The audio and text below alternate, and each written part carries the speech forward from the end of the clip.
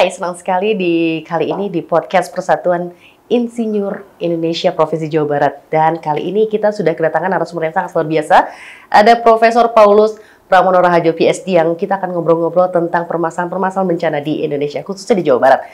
Halo Profesor, apa kabar? Selamat sore, apa kabar? Selamat sore. Prof, sebelum kita ngobrol-ngobrol, kita pengen menyaksikan testimoni.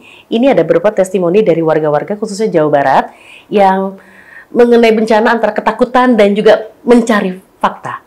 Kita saksikan ya, Prof ya. Baik, Oke. baik.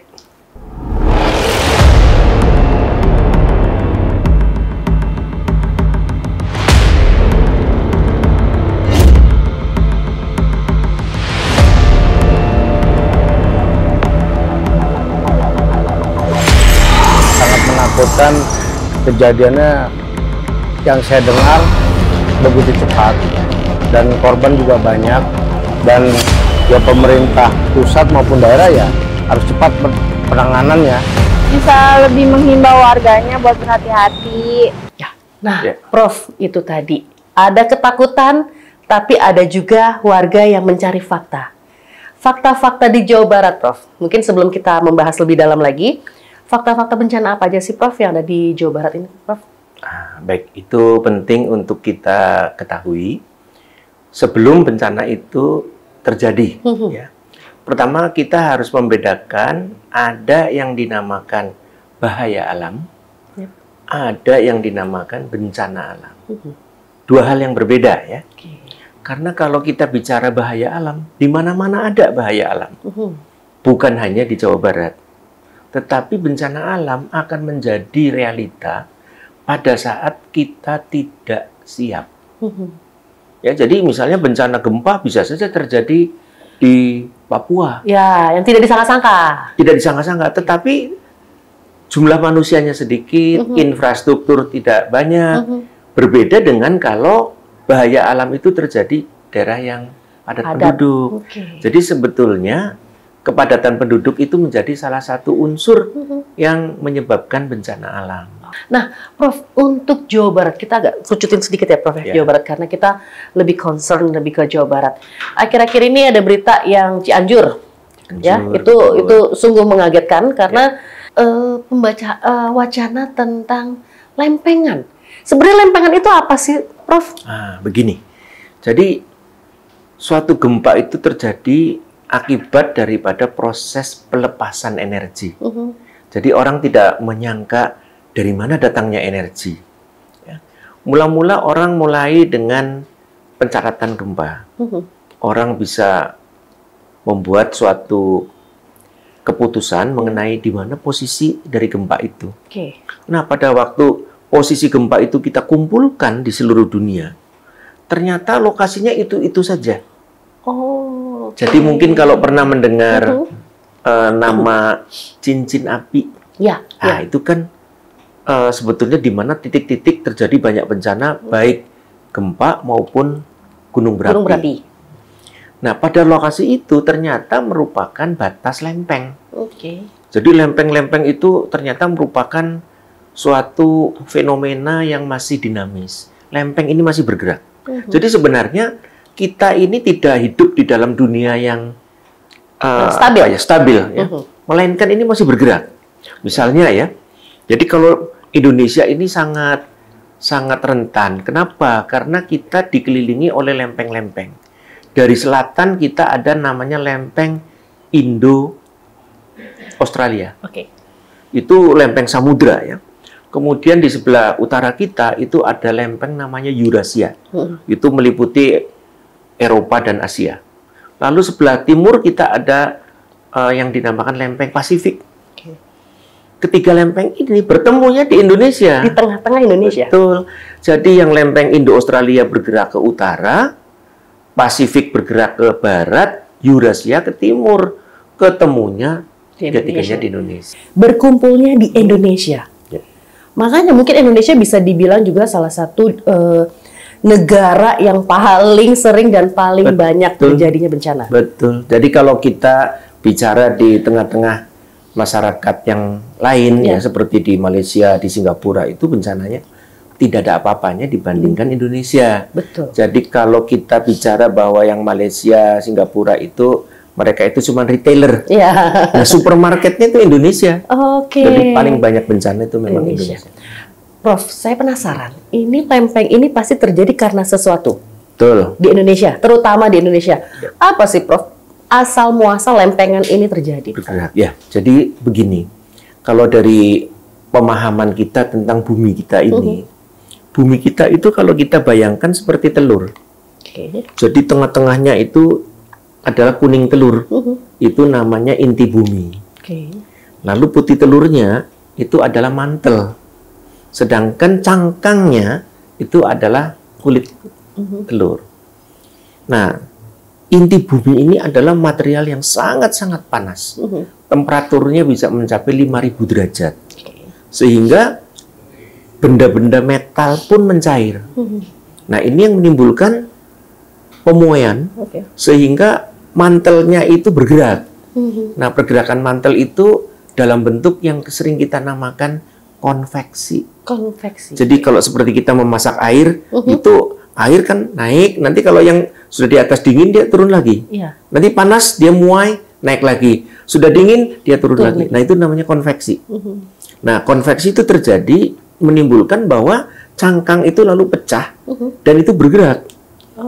Nah, masalahnya adalah bahwa pergerakan itu ada yang berupa cangkang tipis, yaitu yang dinamakan pelat samudra.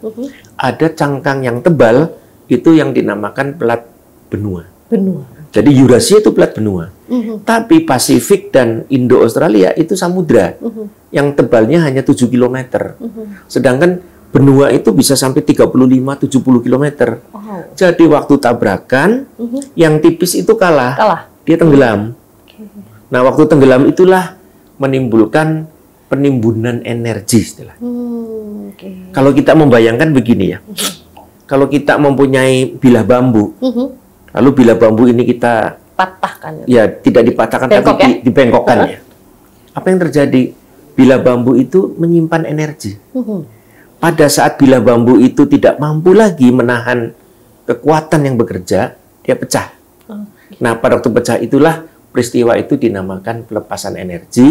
Dalam bahasa sehari-hari kita namakan gempa. Jadi energinya dilepas, pada waktu itu timbul getaran dirambatkan ke permukaan. Nah, itulah yang kita rasakan, goncangan di permukaan bumi. Nah, Prof, sebenarnya mungkin sebelum terjadinya goncangan gempa tersebut, pastikan sudah ada tanda-tanda. Kalau kita berbicara sebelum ada vibration, ada shimmering. Ya. Tanda-tanda sebelum gempa itu apa, Prof? Nah, memang tanda-tanda bencana itu bermacam-macam. Bisa sifatnya itu lambat, bisa sifatnya itu cepat. Ya. Yang tanda-tanda yang lambat itu misalnya adalah pada peristiwa letusan gunung berapi. Biasanya letusan gunung berapi itu tidak seketika. Dia erupsi itu ada getaran-getaran. Kemudian getaran itu berasal dari bawah, dari kawah itu naik ke permukaan. Bisa terjadi letusan seketika, bisa tidak, tergantung tekanan gas yang bekerja. Jadi itu sebetulnya ada tekanan gas yang sangat tinggi, sehingga nanti material yang ada di atasnya itu dihemburkan. Tapi itu ada tandanya. Dan bahkan kadang-kadang jadi seperti batuk-batuk ya, batuk-batuk kecil, tapi kemudian hilang. Ya, contoh di Yogyakarta, tahun 2006, itu dipikir Merapi karena Merapi batuk-batuk. Tetapi sebenarnya antara batuknya Merapi dengan gempa itu ada hubungan. Jadi kalau dikatakan apa ada tanda-tanda, ada. Jadi pada saat plat tektonik itu mempunyai gerakan yang cukup matang untuk menimbulkan atau menghabiskan energi atau melepaskan energi, itu batuk-batuknya gunung berapi. Jadi gunung berapi itu pertanda, dan betul 2006 itu adalah gempa ya. Dan itu tapi letusannya itu terjadi berulang-ulang. 2006 letus, dan paling besar memang 2010. Tapi itu dilepaskannya perlahan kalau gunung berapi. Nah, kalau gempa masalahnya adalah waktunya itu jauh lebih singkat. Gempa. Ya, lebih singkat.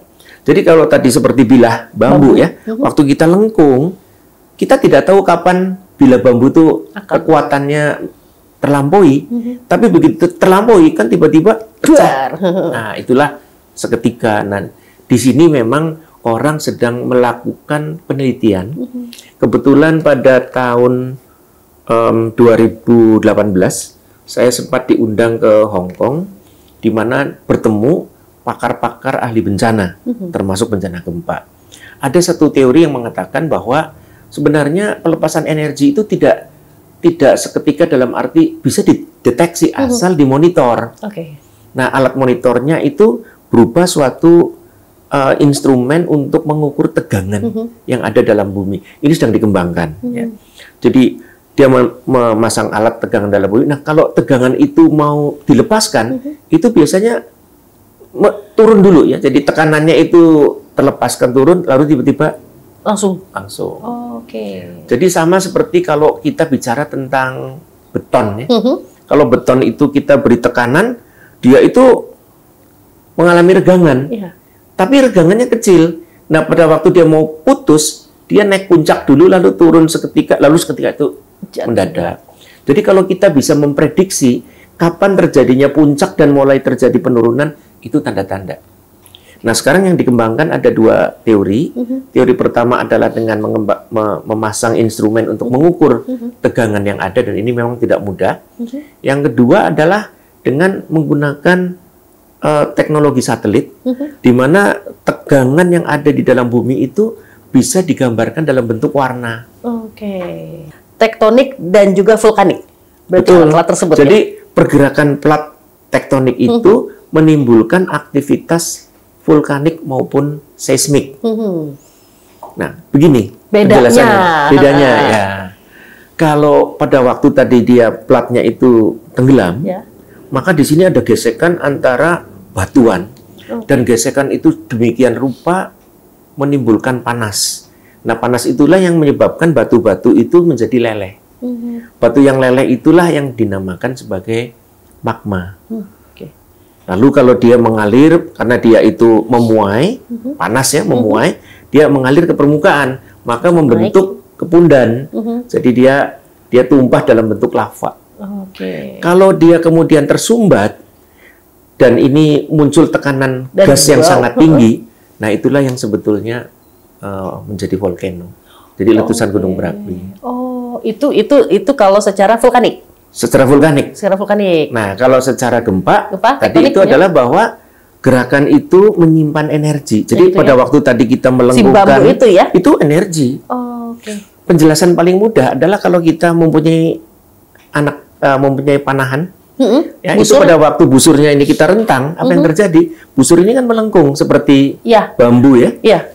Nah, tapi pada waktu ini kita lepas, energinya kan dilepaskan, maka dia bisa menghantarkan anak panah terbang ke arah yang kita inginkan. Nah, itu sebetulnya proses bagaimana energi dilepaskan dan dimanfaatkan oleh manusia. Nah, masalahnya memang ini kalau gempa masih di dalam proses. Saat ini teknologi kita itu sudah mampu memprediksi berapa magnitudo gempanya. Tapi belum bisa memprediksi kapan waktunya tidak. Tetapi besarnya bisa. Apakah di suatu hari nanti akan bertemu dengan alat yang bisa memprediksi waktu? Harapan saya begitu. Jadi tadi yang saya katakan bahwa pergerakan bumi itu terdeteksi dari satelit ya. Jadi teknologi kita sekarang itu bisa memprediksi bahwa ternyata plat-plat tektonik itu bergerak dengan kecepatan rata-rata 6 cm per tahun. Ya. Dari mana kita bisa tahu? Ini mungkin orang pengen tahu ya. Dari mana bisa tahu? Yang paling gampang mungkin ilustrasinya adalah perpisahan antara benua Amerika dengan benua Afrika dan Eropa. Perhatikan kalau membayangkan ya, benua Eropa, lihat pantai timurnya. Benua Afrika, lihat pantai baratnya. Itu bentuknya mirip ya. Kalau ini kita pertemukan, nah itu kayak puzzle itu. Ya. Nah, pada abad ke-17 ditemukanlah oleh seorang sarjana bernama Wegener. Dia yang berpendapat, loh, kok bentuknya sama? Lalu batuannya diambil sama umurnya. Elemennya sama.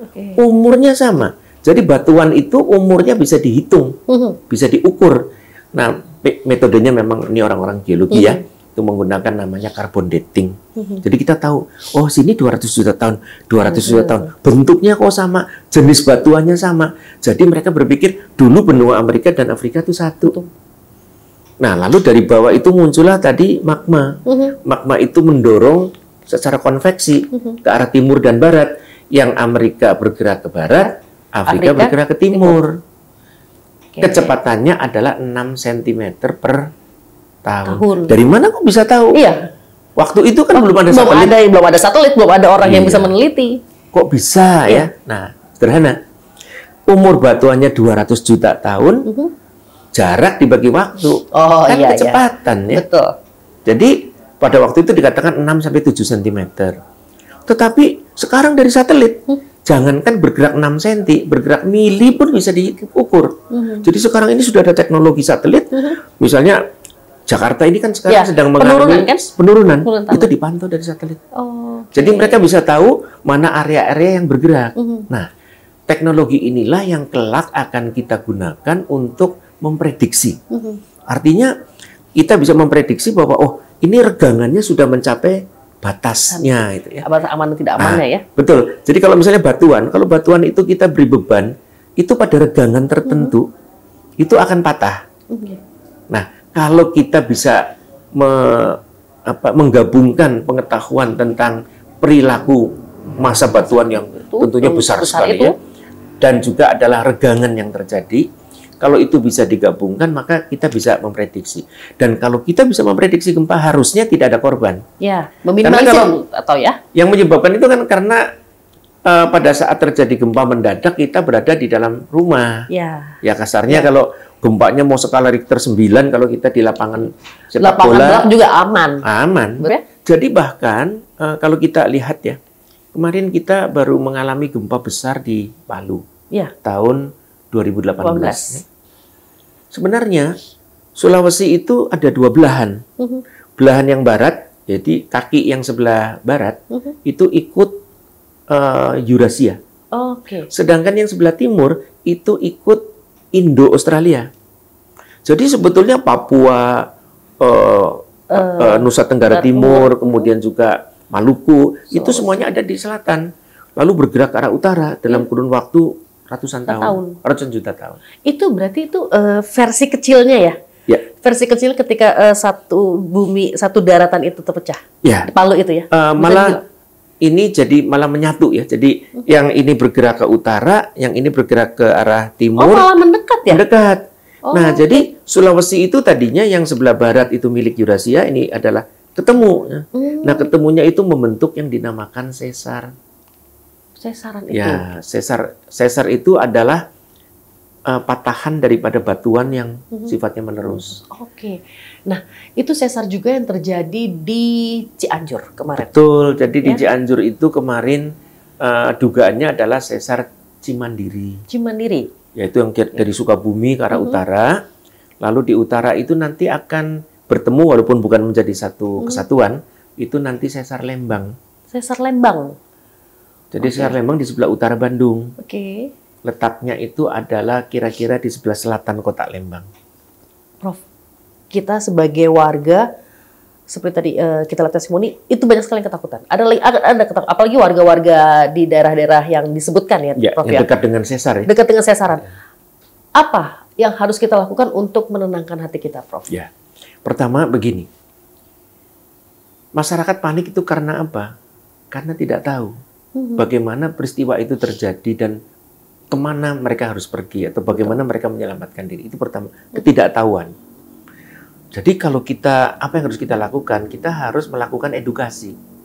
Jadi masyarakat itu diberitahu yang namanya bencana itu fenomenanya seperti apa sih?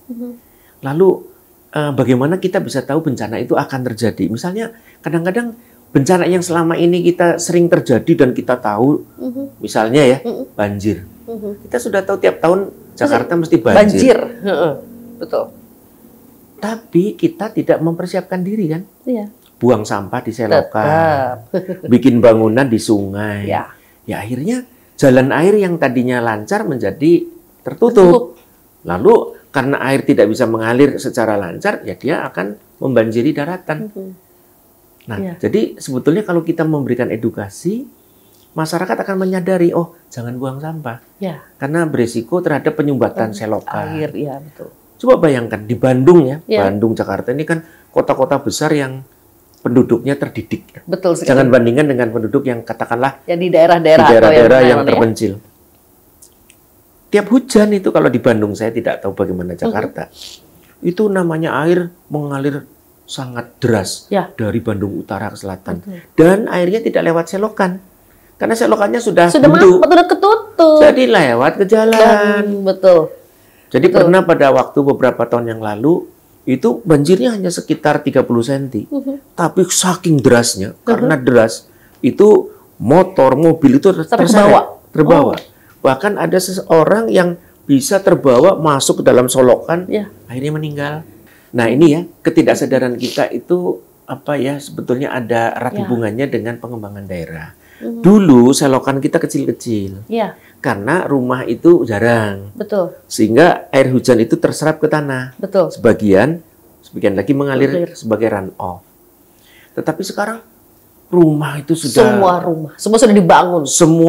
Semua permukaan bumi tertutup. Ya, betul. Nah, air kemana? Terpaksa mengalir bebas, run off ya.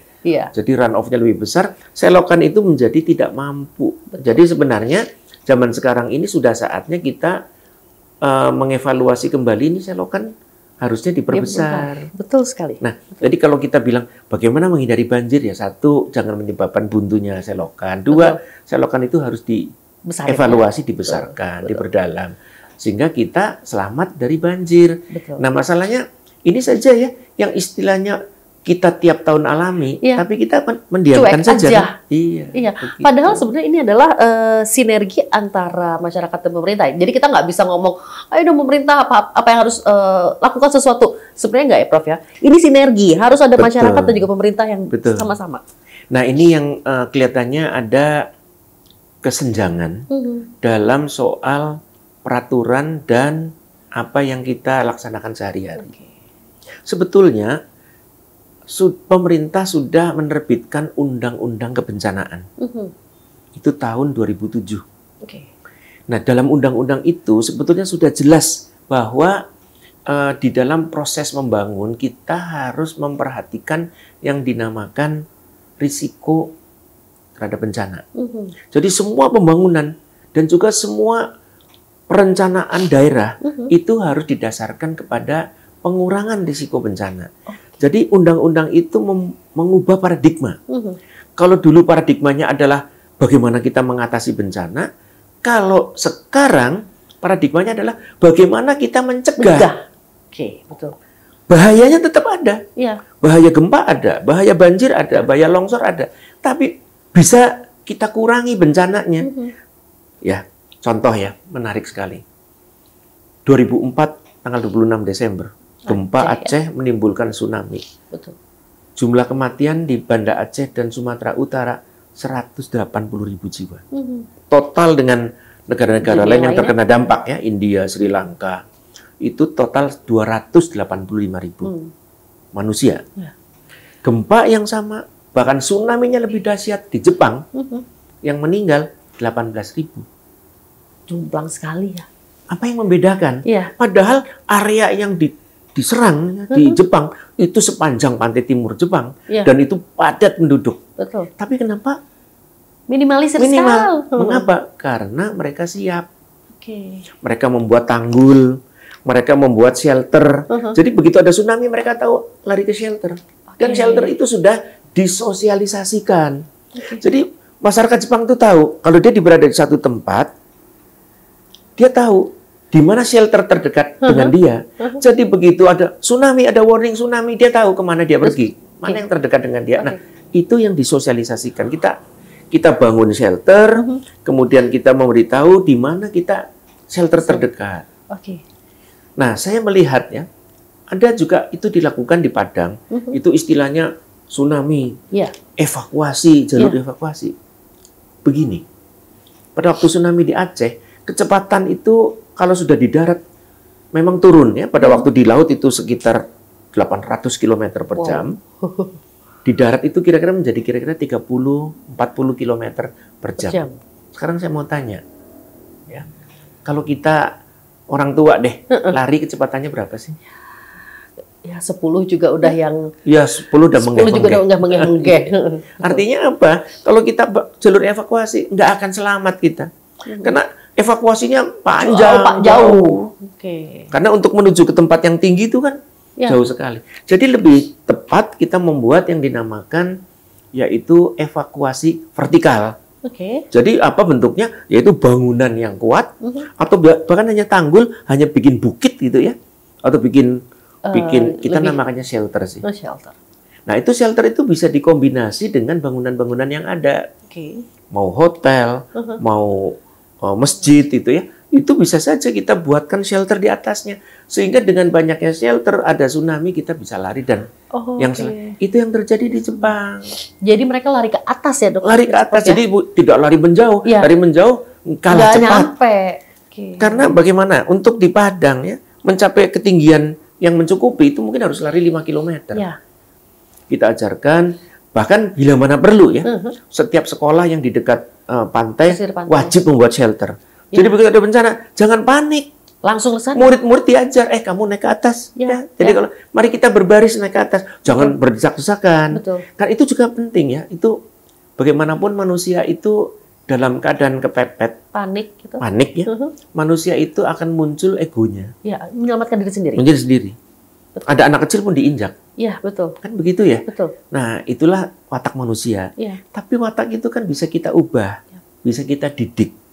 Kalau manusia itu mulai memberikan toleransi, kita selamat bersama-sama, jangan selamat sendiri saja. Ya.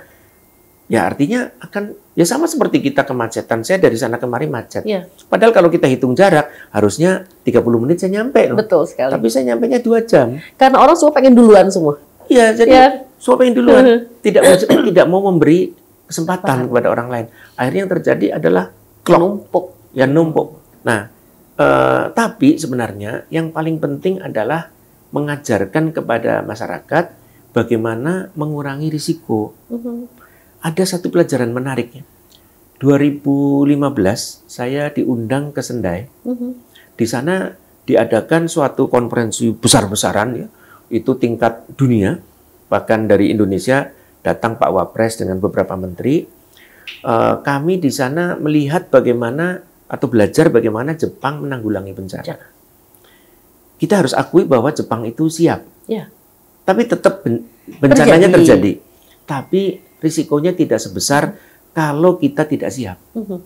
Pelajaran menarik di Jepang itu adalah waktu gempa Kobe 17 Januari 1995.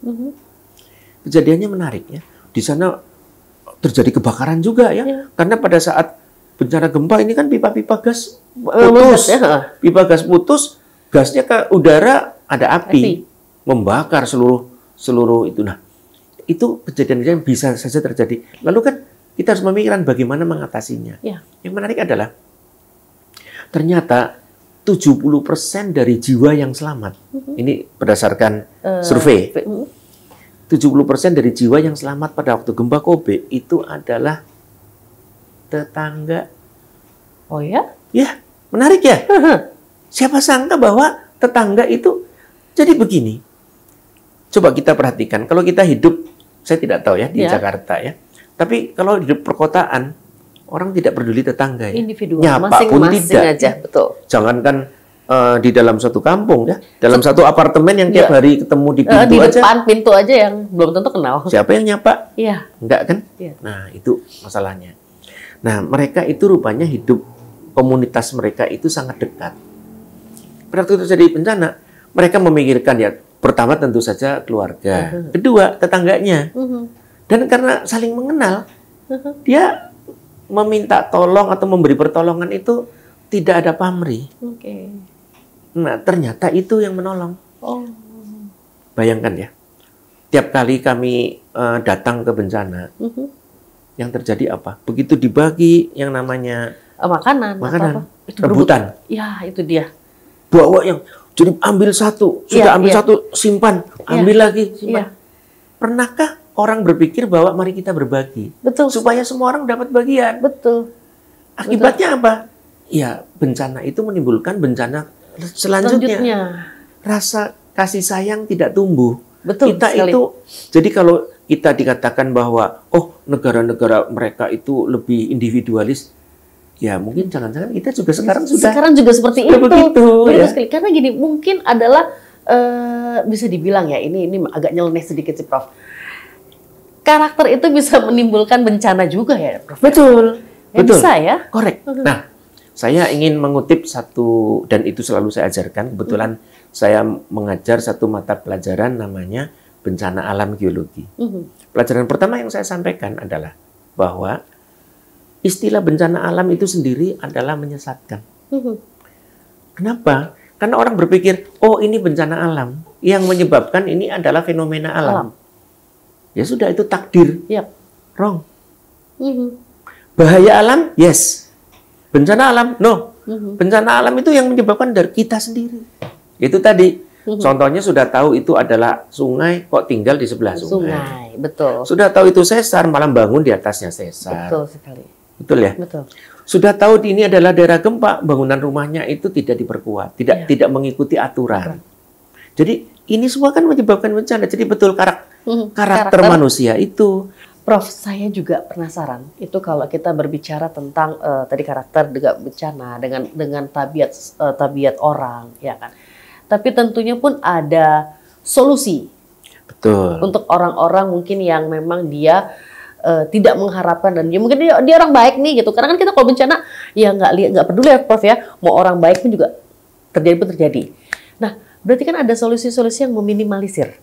Betul. Meminimalisir untuk mengurangi risiko, bahaya alam. Ya.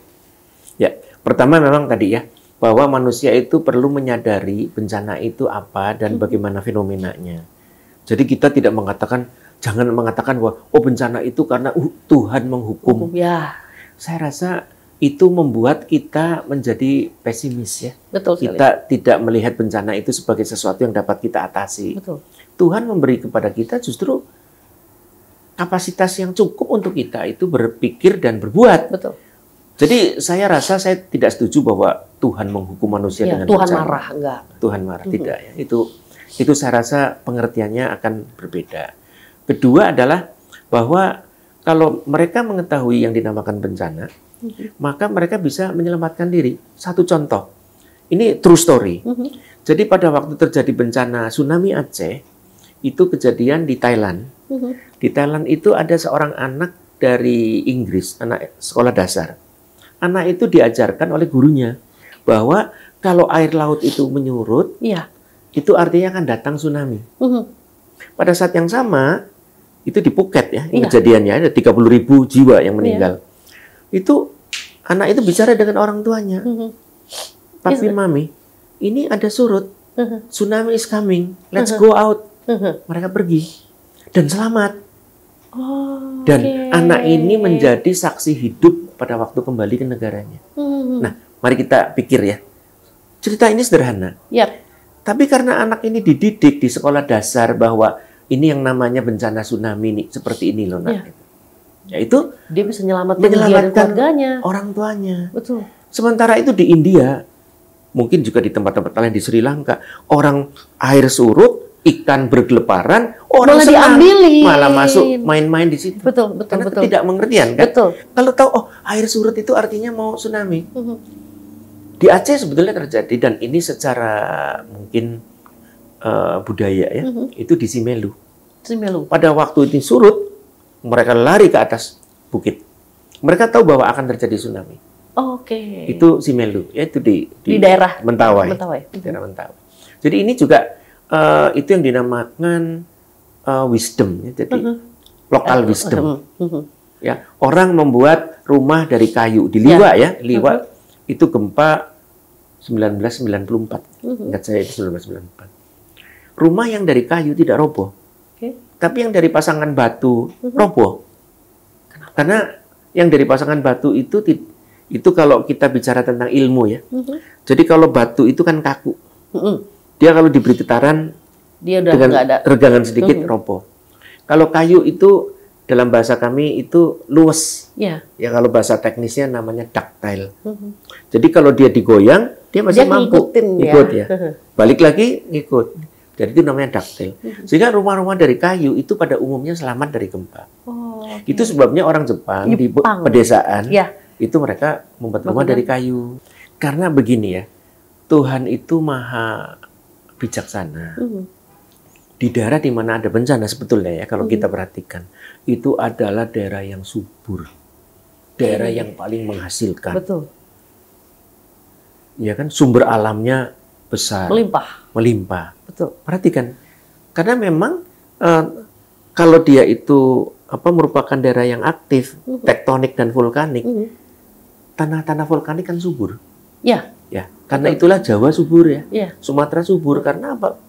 Itu adalah produk vulkanik tanahnya. Jadi Tuhan itu memberi. Kalau orang bicara, loh, kalau di Amerika itu bencana gempa itu adanya California. Tapi kenapa penduduknya paling banyak? Karena paling subur, paling menghasilkan. Iya, betul sekali. Saat ini mungkin lebih dari 35 juta penduduknya di California saja. Betul. Karena apa ya? Tadi tingkat kesuburannya tinggi, alamnya indah. Nah, ini kan keseimbangan ya. Betul. Nah, cuman kan kadang-kadang manusia itu diberi kenikmatan lupa. Betul sekali. Lupa bersyukur. Betul sekali. Jadi dia itu lalu ya menikmati tanpa memikirkan. Sebetulnya ya, dari zaman dulu kan manusia itu diberi semacam insting ya. Waktu dia belum punya teknologi, tinggal di hutan, apa yang dia lakukan? Bikin rumah di panggung kan? Ya, kenapa? Karena untuk aman dari binatang. Binatang buas. Ya. Nah, kan sama saja. Betul. Jadi harimaunya nggak bisa naik ke atas kan? Jadi dia tidur dengan nyenyak. Nah itu kan insting itu. Sebetulnya kalau kita bicara dengan bencana kan sama saja. Tsunami itu sebenarnya arus yang bawah tuh yang kencang. Yang di atas itu lebih kecil. Jadi beda dengan gelombang ya. Kalau gelombang karena angin, itu yang di atas itu kencang, bawahnya kecil. Kalau tsunami tidak, arus yang di bawahnya kencang, atasnya itu tidak. Bahkan tidak nampak gelombang. Di atasnya nggak nampak gelombang. Tapi itu di bawahnya yang arusnya itu ya. Jadi kan berarti kan sudah ada insting. Tapi mungkin kenyataannya adalah masih banyak orang-orang yang tidak tahu. Nah inilah peranan pemerintah dan peranan pendidikan. Jadi ada satu hal menarik ya, karena Jawa Barat adalah daerah yang paling banyak bencana dibandingkan dengan daerah-daerah lain. Betul. Statistik kita dari ratusan kejadian longsor di Indonesia, lebih dari 50% itu Jawa Barat. Betul. Penjelasannya sederhana. Jawa Barat itu tiren ya. Jadi banyak gunung, lembah itu ya, bukit dan lembah. Dua adalah material batuannya itu mudah lapuk. Yang ketiga adalah curah hujannya paling tinggi. Klop ya. Jadi ketiga faktor itu menyebabkan bencana longsoran di Jawa Barat paling banyak. Apa yang harus dilakukan masyarakat? Dan juga kalau kalau kita berbicara pemerintah pasti akan mereka akan do something gitu kan. Tapi untuk masyarakatnya dulu deh, Prof. Baik. Nah, ini memang bidang sipil ya. Itu bidang sipil. Sebenarnya apa sih menyebabkan longsor? Sebenarnya itu adalah bahwa material itu banyak yang mudah lapuk. Di Jawa Barat ini banyak sekali. Material yang mudah lapuk itu lalu bertumpuk di atas lereng. Nah, material itu sering kita namakan koluvial. Nah, masalahnya memang masyarakat tidak tahu. Yaitu kita duduk di atas tanah, dipikir tanah itu sama. Iya, keras gitu. Mungkin ya, saya tidak tahu ya. Mungkin dalam semua agama ada ya. Tapi saya pernah mendengar dalam Injil itu dikatakan kalau kita membangun rumah ya di atas cadas batu. Gitu ya. Artinya apa? Sebenarnya Tuhan itu sudah mengingatkan kalau kita membangun rumah ya di atas batu yang tanah keras. yang kuat. Betul. Kan begitu ya. Jangan membangun di atas tanah yang labil gitu ya. Nah, persoalannya adalah jadi mestinya pemerintah itu melakukan yang dinamakan zonasi. Zonasi itu sudah dilakukan. Jadi zona ini rentan longsor, ini sedang, ini aman gitu ya. Nah, pembangunan itu diselaraskan dengan zona-zona itu. Nah, zonasi itu sudah ada, tapi kurang dimanfaatkan. Mungkin karena masyarakat tidak tahu. Betul.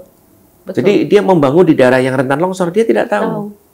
Pada saat longsor terjadi baru dia sadar, tapi terlambat. Saat mana masyarakatnya sudah banyak. Tinggal dulu gitu kan. Udah berkumpul banyak dulu gitu. Sudah berkumpul banyak, jadi korbannya menjadi banyak. Jadi apa yang harus dilakukan masyarakat? Pertama adalah mari kita kenali daerah kita. Jadi mengidentifikasi kita ini rentan nggak? Nah, memang ya, kalau masyarakat umum mungkin sulit mengerti ya, tapi masyarakat yang mengerti yang harus mempelopori. Oke. Media massa itu ya sebetulnya merupakan, jadi media massa dan pendidikan itu merupakan suatu media yang paling efektif untuk memberikan edukasi. Oke. Orang seneng nonton kan? Iya. Fine. Tapi kalau begitu nonton, mari kita nonton mengenai gejala gempa. Siapa yang kepengen nonton sih? Nggak ada. Betul. Mari kita nonton mari kita belajar tentang tsunami. Siapa yang kepingin sih? Nggak ada menarik. Ya, saya mengerti sih ya kalau media, kalau ada cerita sinetron yang laris itu ya, yang paling banyak tuh apa? Iklan. Nah, itu dia. Ya kan? Betul Tapi sekali. pernahkah dipikirkan oleh media bahwa lah ini kesempatan media itu juga ambillah 1 menit aja Iya, betul sekali. untuk mengajarkan betul tentang betul bencana. Betul sekali. Mengapa tidak sih 1 menit kan? Iya. Tapi yang nonton kan Jadi ini terus suggest notice ya, Iya. gitu kan. Oh, oke, berarti kalau ada yang tapi paling mudah dibuat ya. seringan mungkin. Ya, itu dia. Tidak terlalu beban lah untuk orang yang mungkin ya mendengarkan. dia continue. Continue. Mungkin itu mungkin juga PR juga tuh buat media juga Ya, ya, dan kita jadi juga media itu jangan cari duit saja, Iya, tapi dia itu juga harus memikirkan Mengedukasi. edukasi. Betul Karena sekali. itu kan instrumen yang ya istilahnya beramal lah sedikit. Jangan cari duit saja. Betul sekali. Beramal. Prof, isu tentang megatrust. Ya kan, ini juga isu yang Rame ya. ramai sekali. Itu membuat orang semua panik, semua orang, dan salah satu BMKG pun mengatakan memang akan terjadi, tapi tidak tahu kapan. Apa yang terjadi sih megatrust dan kenapa? Megatrust itu apa sih ya? Ya. Gitu ya. Jadi megatrust itu kan tadi kan kita cerita plat tektonik nih. Indo-Australia itu bergerak ke utara, waktu numbuk Eurasia, kebetulan Eurasia itu batasnya Jawa dan Sumatera ya, batas selatannya ya. Itu kan tenggelam dia. Nah, plat tektonik itulah yang dinamakan megatrust. Trust itu artinya mendorong ya. Mega itu artinya dorongan yang sangat besar. Memang mendorong. Karena ini didorong, sehingga kan tenaganya luar biasa besar. Pada waktu dia slip, itu Luar biasa. energinya luar biasa. Jadi gempa itu sebetulnya jadi plat-plat tektonik yang bergerak itu bisa mengalami yang dinamakan tumbukan, collision, bisa mengalami yang dinamakan jadi dia mengalami pergangan, saling menjauh, bisa juga karena slip. Nah, kalau seperti kemarin yang sesar Cimandiri itu slip, sesar Semangko itu slip, sesar Opak itu slip, sesar Lembang itu slip. Nah, tapi kalau yang di megatrust itu adalah yang di daerah laut sebenarnya. Jadi itu panjangnya kalau kita lihat 5.500 km.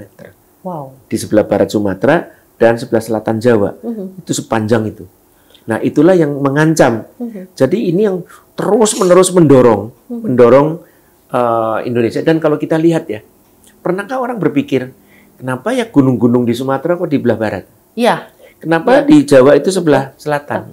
Betul. Karena itu adalah tumbukan antara lempeng. Oke. Jadi tumbukan lempeng itu adanya di selatan Jawa. Jadi di sebelah utara Jawa nggak ada gunung. Nggak ada gunung. Ya, Sebelah timur Sumatera nggak ada gunung. Itu sebenarnya karena, nah itulah tadi yang dikatakan lempeng-lempeng yang menumbuk, itu yang dinamakan megatrust. Tumbukan dahsyat. Tumbukan itu memang tidak terjadi seketika. Cuman ada beberapa yang kita namakan itu adalah seismic gap. Kesenjangan gempa. Kesenjangan gempa itu begini. Jadi kalau pada waktu kita bicara tentang Sumatera misalnya ya, itu kan gempa-gempa bisa kita predik, lihat di mana saja sih titik-titik yang rapat dengan gempa. Nah, pada waktu itu antara Sumatera Utara sampai dengan Madagaskar ya, itu kosong. Nah, itu dinamakan seismic gap. Seismic gap itu pada waktu dia kemudian bergerak, itu sepanjang 1.600 kilometer. Wow. Bayangkan 1.600 kilometer bergerak. Wah, energinya seperti apa? Besar sekali. Nah, di Jawa ini mirip. Ya, tapi di selatan Jawa ya, itu diperkirakan memang mungkin hampir sama panjang atau mungkin sedikit lebih kurang panjang dari Sumatera dan Aceh ke Madagaskar. Nah itu diperkirakan itu yang nanti bisa menimbulkan mungkin gempa besar. Artinya satu, selatan Jawa itu harus siap menghadapi tsunami. Nah, bagaimana caranya? Entah itu bikin tanggul, entah itu bikin shelter. Kan sebetulnya begitu ya. Nah, masalahnya kan kita tahu, tapi kita tidak berbuat apa-apa. Betul sekali. Yang ada cuma ketakutan aja. Ketakutan, tapi tidak berbuat apa-apa. Betul sekali. Betul. Ya, jadi sebenarnya kan bagaimana kita merespon gejala-gejala alam yang ada. Nah, masalahnya bagaimana mengedukasi supaya semua orang mau merespon. Pemerintah kan nggak bisa maksa. Kamu harus bikin shelter. Mengapa pemerintah tidak membuat semacam aturan atau bahkan bila mana perlu bangunan-bangunan yang ada itu diperkuat lalu dijadikan shelter. Itu dia. Bila perlu subsidi. Ya. Mungkin ini ya, membuat peraturan itu lebih tegas lagi. Jadi kok nggak bikin shelter nggak boleh bikin bangunan. Iya, maksudnya begitu. Jadi bukan dilarang. Malah diberi kesempatan dan difasilitasi. Betul sekali. Fasilitas itu artinya bisa dalam rupa subsidi dana, bisa dalam rupa pengetahuan teknis, bisa berupa itu adalah dukungan-dukungan yang sifatnya misalnya izin-izin gitu ya.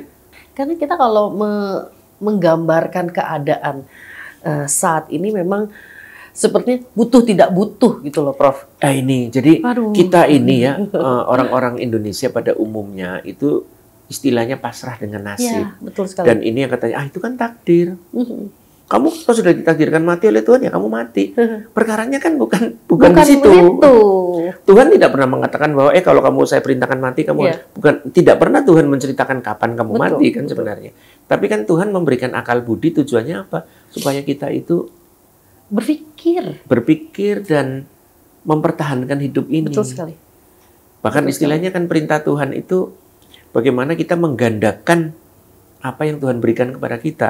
Kita diberi kecerdasan, mari kita amalkan dalam bentuk apapun ya. Kita punya kemampuan untuk memasak, kita diberi kesempatan untuk memasak bagi orang, anything lah ya. Tetapi adalah bahwa itu yang dikaruniakan Tuhan, dan kalau kita diberi kemampuan untuk menyelamatkan diri, mari kita melakukan itu. Betul sekali. Jadi bukan kita menunggu nasib. Ini bagaimana mengubah paradigma ini. Betul sekali. Ada satu pesan lagi yang saya rasa penting dan saya takut lupa ya. Jadi ada pesan penting pada saat kami di Sendai, yaitu bahwa dan saya melihat di Indonesia ini seakan-akan beban untuk mengatasi bencana itu hanya pemerintah. Hanya. Jarang sekali melibatkan swasta. Nah, ini yang saya lihat bedanya. Di Jepang, memang di Indonesia juga ada, walaupun mungkin tidak terlalu menonjol, ada yang dinamakan CSR. Dari perusahaan-perusahaan. Jadi ini kan responsibility, social responsibility. Nah, social responsibility itu di dalam bentuk yaitu partisipasi daripada swasta untuk mengurangi risiko bencana. Nah, itu yang sebetulnya kita galakkan ya. Jadi misalnya perusahaan-perusahaan yang memang selama ini akan melakukan CSR dikoordinasi oleh pemerintah, diarahkan. Sebagai contoh itu juga mungkin ya bisa diarahkan swasta itu melalui CSR mereka. Itu adalah tadi ya untuk membantu masyarakat misalnya yang rumahnya gubuk, reot, atau kalau kena tsunami habis. Nah, mungkin memberi bantuan mungkin tidak dalam rupa rupiah, tapi dalam rupa misalnya material. Dibangun atau dibantu lah ya, tapi dalam bentuk supaya nanti kalau terjadi bencana dia tidak roboh rumahnya. Betul sekali, itu dia ya. Kemarin saya ke Cianjur, 2 kali saya ke sana, dan apa yang saya lihat, bangunan-bangunan itu memang tidak memenuhi syarat.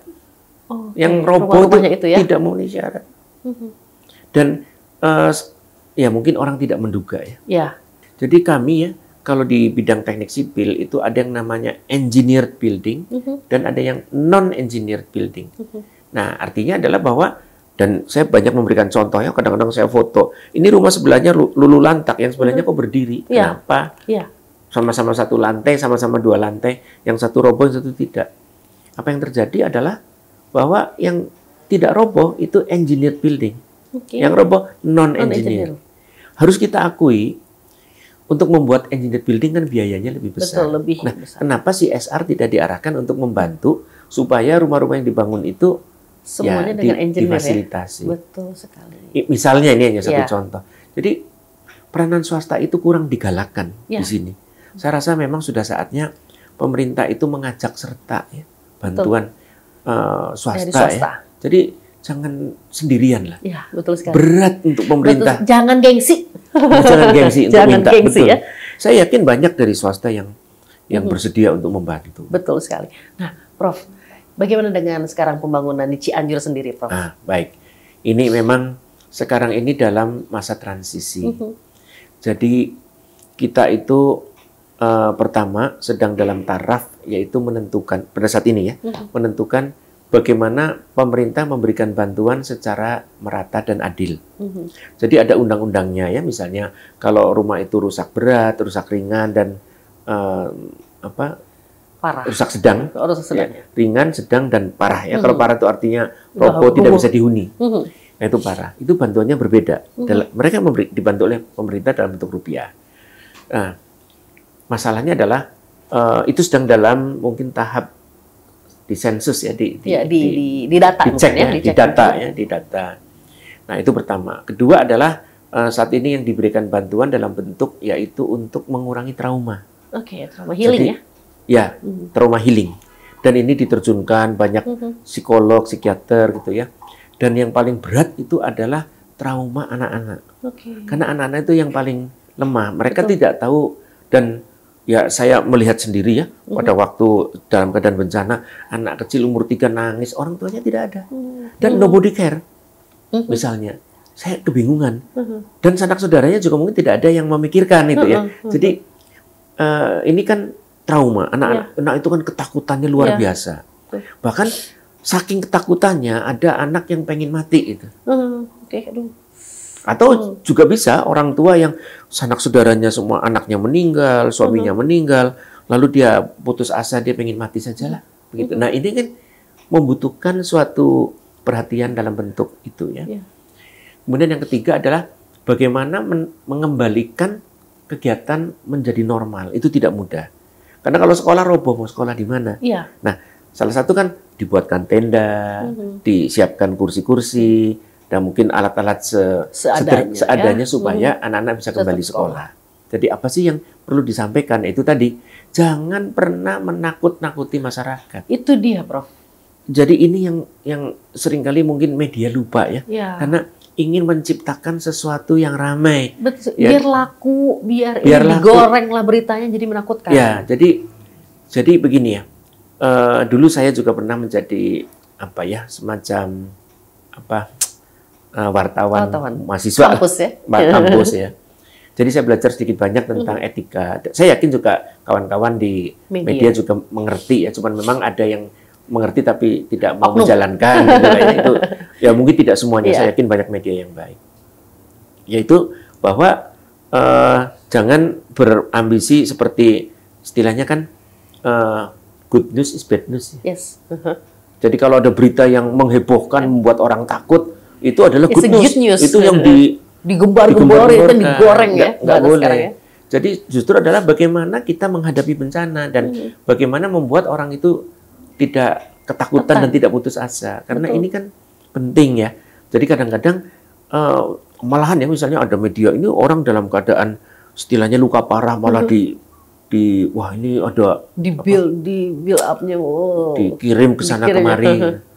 Itu saya lihat kemarin pada waktu ada peristiwa tabrakan itu yang sampai kaki terlepas, ada badan, itu dijadikan hiburan, diviralkan. Betul itu sekali. Kan, itu kok kalau nggak ada sensitif, kejam sekali. Ini kan sebetulnya yang bagaimana kita ngerem media. Yes. Bahkan sekarang ini mungkin pemerintah mikirkan kalau ada yang menyebarluaskan berita-berita seperti itu, ya sudah, itu pidana itu. Betul.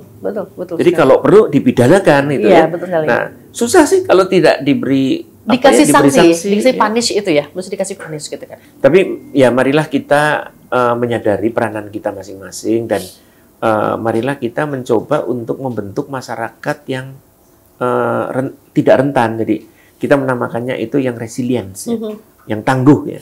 Jadi kalau ada bencana kita nggak panik dan kita tahu bagaimana menyelamatkan diri. Betul. Kalau saya bandingkan antara kejadian gempa di Jepang dan di Indonesia, saya tidak mengatakan Jepang itu harus ditiru 100% tidak ya. Tapi mereka tadi siap, dan yang bagus itu adalah mereka tidak panik dan mereka itu recover dengan cepat. Ya, betul sekali. Karena mereka memiliki sistem manajemen bencana yang bagus. Nah, itu yang kita perlu belajar. Bagaimana sih memanage bencana? Dan kembali lagi, jangan hanya BNPB-nya, jangan hanya BPBD-nya. Satu pihak saja. Nggak mampu. Betul sekali. Terlalu banyak orang yang... Bayangkan waktu bencana Aceh, yang meninggal 180.000, mau menerjunkan berapa orang? Betul sekali. Kan nggak mungkin. Ya, kalau masyarakat diberi peranan, nah ini contoh barangkali ini juga bagus ya untuk masyarakat Jawa Barat. Kita mendidik anak-anak muda, ya terutama sekolah menengah sampai mungkin mahasiswa ya, itu adalah mendidik untuk cepat tanggap terhadap bencana. Sehingga kalau ada bencana kita siap gitu ya. Betul. Dulu saya ingat ya, ada pelatihan namanya PPPK. Ya, pertolongan pertama pada kecelakaan. Nah, itu penting sebenarnya. Ya. Saya sudah tidak melihat lagi. PMR. Ya. Pramuka. Kurang populer sekarang. Betul. Itu sebenarnya mereka bisa diterjunkan ya, Prof ya. Iya, setidaknya menolong keluarga sendiri ya. Setidaknya atau tetangga gitu ya. Ini kita memang ada semacam panggilan untuk cobalah kita melakukan hal itu, memberikan pelatihan. Bisa. Nah, Prof, jadi saya agak sedikit penasaran. Ini bukan bermaksud menakut-nakuti, tapi untuk daerah Jawa Barat sendiri, yang daerah-daerah mana saja harus diwaspadai, Prof? Memang ya, kita ada data statistik ya. Di antara daerah Jawa Barat yang paling banyak bencana itu memang Garut. Ya, Garut dan Cianjur ya. Garut itu paling banyak. Jadi itu artinya daerah yang perlu kita bantu pertama ya. Artinya yang perlu mendapat perhatian. Tapi jangan lupa bahwa masyarakat Jawa Barat pada umumnya yang daerah selatan itu lebih rentan. Kalau yang utara rentannya ke banjir. Utara itu banjir. Kalau selatan rentannya ke bencana longsor, gempa, dan gunung berapi. Kalau yang utara lebih banyak karena masalah banjir dan mungkin puting beliung ya. Puting beliung. Ya, jadi itu kan artinya adalah bahwa ada kekhususan ya untuk masing-masing daerah. Ada mapping ya? Iya, mapping. Jadi kalau di sini nih bencananya ini, jadi kita harus siap menghadapi itu. Ya jangan kita ngajarkan tsunami tapi masyarakatnya tinggal di bukit. Di bukit kan nggak ini ya, nggak relevan gitu kan. Iya, kalau tadi Profesor udah berbicara bagaimana solusinya, bagaimana kita mencegahnya, bagaimana nanti juga ketika meminimalisir bencana yang terjadi. Ya, bencana terjadi karena itu adalah bagian dari alam. Betul. Profesor juga sudah mengatakan solusinya seperti ini, kita harus seperti ini, dan juga peran serta itu bukan hanya mengharapkan pemerintah aja. Di sini ada masyarakat. Harus melibatkan swasta dan masyarakat luas. Itu dia. Prof, terakhir pesan-pesan buat viewers kita. Baik, saya rasa ini masih dalam konteks bagaimana Jawa Barat mempersiapkan diri ya menghadapi bencana ya. Ada beberapa pesan penting yang perlu saya sampaikan. Pertama adalah marilah kita bersama-sama menyadari tentang atau mengidentifikasi ya tentang bencana-bencana yang mungkin terjadi di daerah kita masing-masing. Kalau tidak tahu bagaimana? Tanya gitu ya. Atau kalau tidak ya mungkin kita sekarang media itu mudah ya. Orang masukkan ke dalam Google di dalam apa saja itu bisa muncul. Bagaimana supaya masyarakat mengakses? Jangan mengakses yang hanya senang-senang saja. Betul sekali. Jadi itu pendidikan hal itu penting. Kedua adalah bagaimana kita menumbuhkan supaya kita itu sadar bencana. Artinya adalah kita mulai melihat, jadi kita mengidentifikasi, kita melihat apakah lokasi sekitar kita itu rentan. Kalau itu adalah rentan, mari kita berpikir bagaimana mengatasi itu secara bersama-sama. Lalu yang ketiga adalah marilah kita taat pada peraturan. Ya. Karena itulah yang sebetulnya paling sering menimbulkan bencana ya kitanya yang tidak taat ya. Dan itu ada yang istilahnya pembiaran. Nanti kalau ada masyarakat digusur karena tinggal di sungai, di bantaran sungai, dibilang kejam itu ya. Nah, bagaimana kita memberikan mereka kesadaran untuk mari kita jangan berada di area bencana. Betul. Itu kira-kira begitu.